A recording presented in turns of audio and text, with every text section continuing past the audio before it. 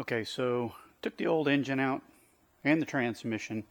Transmission was rebuilt probably 500 miles ago, but they didn't replace a few of the things that needed to, um, like the seal around the dipstick, a few other things. Plus, I've got to change out my torque converter and drain all the fluids, so I wanted to get it out and completely prepare that before it goes back in.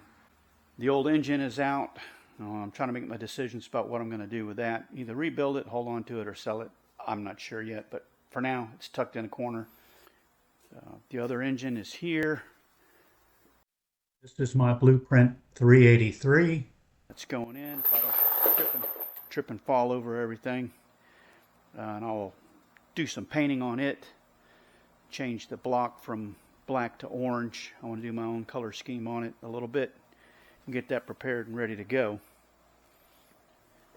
Inside the engine bay, done some cleaning, an initial rust remover, mostly soapy water, a little bit of grease remover. You can see I've still got some oil in some places. I want to clean this up. Frame's in good, strong condition. Do want to paint it, protect it, clean it up before I put anything else in. Plus, I've got to do the same with the firewall.